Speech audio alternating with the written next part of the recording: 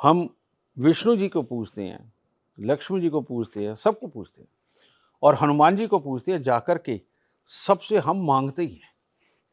हमें ये पता ही नहीं कि कौन से देवता से क्या मांगना है, ठीक है। लोग तो जाकर के हनुमान जी का व्रत रख करके और उनको मिष्ठान चढ़ा चढ़ा करके मांगते, पता क्या है, हमारी बेटी की शादी करा दो, हमारे बेटे की शादी करा दो। मेरे को बताओ कौन से ग्रंथ में, कौन से जगह पर ये लिखा हुआ है कि हनुमान जी शादी कराते हैं? वो तो खुद ब्रह्मचारी थे। मैं वही तेरे को कह रहा हूं बेटा कि लोग ना आस्था में डूब गए हैं और आस्था में वो अपने माँ से, अपने बाप से मांग वो रहे हैं जो किसी और पड़ोसी के पास है। तो वो माँ बाप दे कैसे, यानी हमारे भगवान दे कैसे? ये कैसे चलेगा? इसे बोलते हैं कि अपने ही सनातन, सनातन यानी कि साइंस, अपने ही सनातन साइंस की, अपने धर्म की जानकारी नहीं है। और ये जानकारी का अभाव जब उनको रिजल्ट नहीं देता, फिर कहते हैं जी विश्वास उठ गया। गलत बात है। तो अब मैं साइंस समझाता हूं। बृहस्पति श्वास देते हैं, बिना श्वास के फेफड़े नहीं चल सकते, बिना श्वास के हमारे लीवर पचाने की ताकत नहीं रखेगा, बिना श्वास के खून के अंदर का जो फ्लो है वो फ्लो ही नहीं रहेगा, ठीक है। सूर्य, हमारे ये जो गॉड पार्टिकल, हमारी स्किन जितनी है ये सारी सूर्य है ना। अब सूर्य को यानी कि नारायण भगवान को जाकर के अगर आप कहोगे कि मेरे ये काम ऐसे करके सिद्ध कर दो, नहीं पॉसिबल होगा। उससे आप शरीर मांगो, काम करने की ताकत मांगो, समझेंगे ना, काम करके लक्ष्मी कमाने की ताकत मांगो, वो आपको विष्णु भगवान देंगे। इसके अलावा कुछ मांगोगे नहीं मिलेगा।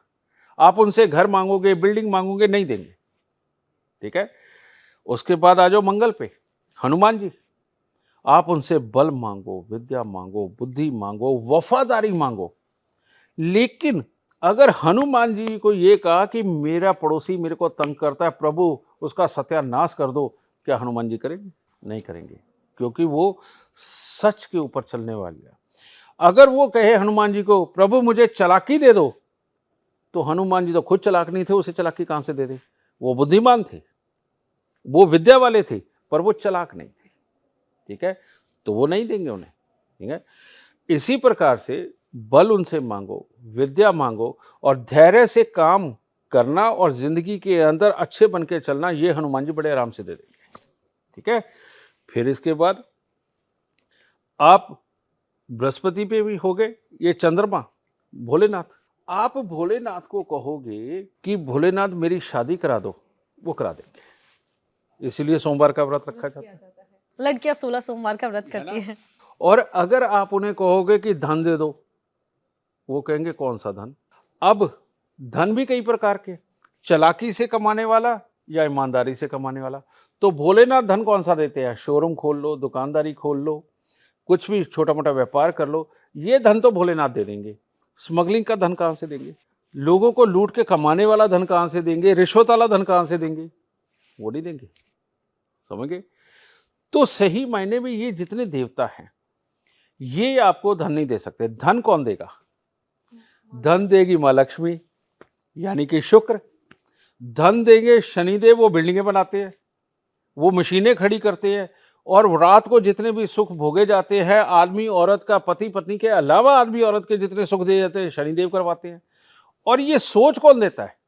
ये धन कमाने की, आदमी औरत का सुख भोगने की, लग्जरी आइटमों को भोगने की सोच कौन देता है? केतु देता है। अगर ये केतु सोच देगा तो यानी शुक्र, शनि और केतु, ये जिनकी कुंडली में अच्छे हैं बेटा, वो आज की डेट में बड़े इंसान हैं। जिस बिल्डिंग में हम बैठे हैं इसके मालिक का शुक्र शनि केतु अच्छा होगा और ये सारे सुख भोगेगा। एक जनरली बात है, ठीक है। और जिसके सूर्य, मंगल, बृहस्पति, चंद्र अच्छे हैं बेटा, वो इनके यहां नौकरी कर रहे हैं, ठीक है, क्योंकि वो धन कमा ही नहीं सकते, ठीक है। और जिसे कमाना हुआ तो बेटा वो निकल भी जाएगा एक इसके बाद। तो इस शुक्र शनि केतु को अच्छा कैसे करें, धन कैसे कमा सकते हैं, उसके लिए आपको चालाक बनना होता है। आपको अपना फायदा और नुकसान पता होना चाहिए, कहाँ से कितना फायदा मिलेगा, कितना नुकसान बनेगा। लेकिन अपने ऊपर, दिल के ऊपर अपनी ड्यूटी की ईमानदारी से करेंगे, किसी को लूटेंगे खसूटेंगे नहीं, तब चालाकी अच्छी है, कोई बुरी चीज़ नहीं है। अगर भगवान चालाक ना होते तो राक्षसों को हरा पाते, वो चालाक है तो राक्षसों को हराया है। इसी प्रकार से आप भी भगवान बनने की कोशिश करें, राक्षस बनने की कोशिश ना करें, पर चालाकी अंदर लाए, और वो चालाकी लाने का तरीका आज आपको बता रहा हूँ।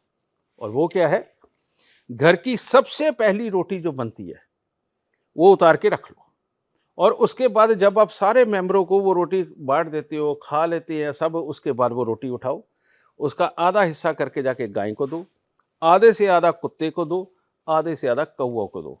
अब इसकी थ्योरी सुन लीजिए। गाय को जब आप आधी रोटी देने जाते हो, उसके सर पे हाथ भी फेरोगे, उसके अंदर शुक्र की वो ऊर्जा है, आप पूरे वर्ल्ड के अंदर एक भी जानवर गाय जैसा और दिखा दो जिसके दूध के अंदर इतनी ताकत हो, जिसके गोबर के अंदर, आपको पता गाय के गोबर के अंदर कभी कीड़ा नहीं पड़ता। हमारे यहाँ रसोइयों के अंदर गाय के गोबर का लेप किया जाता था, वो इसलिए नहीं कि पता नहीं क्या, उसके अंदर साइंस थी कि गाय के गोबर के ऊपर कोई कीड़ा मकोड़ा मच्छर चढ़ता ही नहीं है, ये रीजन है, समझ गए। उसकी वजह से गाय के गोबर का लेप हमारे यहाँ रसोइयों में किया जाता था कि खाना शुद्ध रहेगा, कोई कीड़ा मकोड़ा इसमें नहीं आएगा, ठीक है। उसका मूत्र, उसकी तो आपने क्वालिटी सुनी रखी है, लोग गौमूत्र तक पीते हैं, अंदर से बीमारियों को खत्म करता है, और उसके कुल शरीर में से जो ऊर्जा निकलती है, जो मियाँ बीवी का सुख भोगने वाला, जो टारगेट को अचीव करने के लिए सोच को एनहांस करने वाला और सोच के अंदर जोश पैदा करने वाला जो गुण है ना, वो सिर्फ गाय में है। इसीलिए आज की डेट में योगी जी छाए हुए हैं, क्योंकि वो गायों की बहुत सेवा करते हैं, और उसके अंदर, उनके अंदर जोश कितना है। और बाबा रामदेव भी ये सारे प्रोडक्ट्स एग्जैक्टली ये कर रहे हैं। तो अब ये चीज, गाय के पास से ये ऊर्जा ले ली आपने, फिर दूसरी ऊर्जा आधी से आधी कुत्ते को। कुत्ते के अंदर 100% वफादारी का गुण है।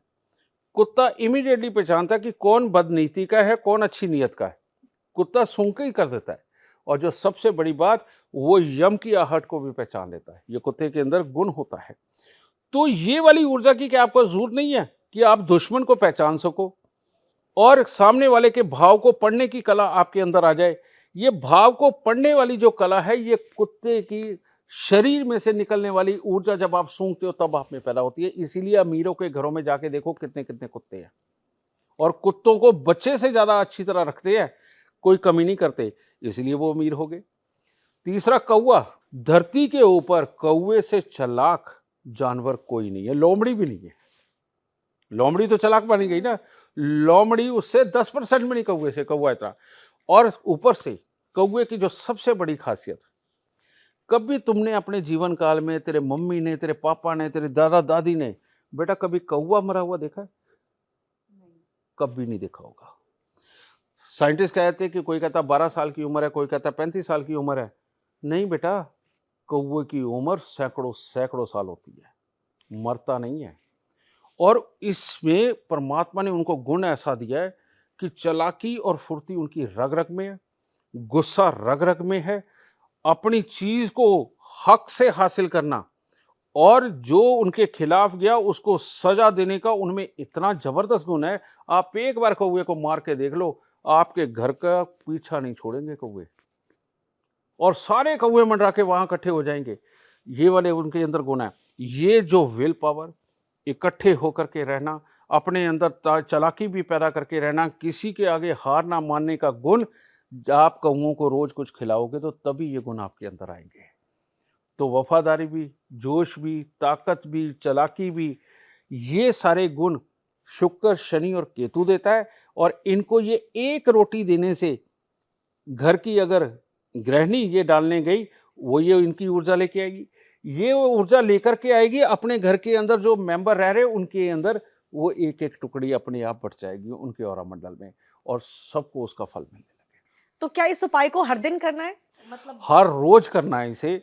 और ये 2 उपाय जो हर रोज करता है, मैं इतना कह सकता हूं कि आप वाच करके देखिए, ये भी रिसर्च का विषय है कि जो ये उपाय करता है उसकी कुंडली कैसी भी हो बेटा, उसको हर साल उसके सुखों की, दिमाग की और उसके पराक्रम की बढ़ोतरी होती चली जाएगी, और वो बीमार कभी नहीं होगा।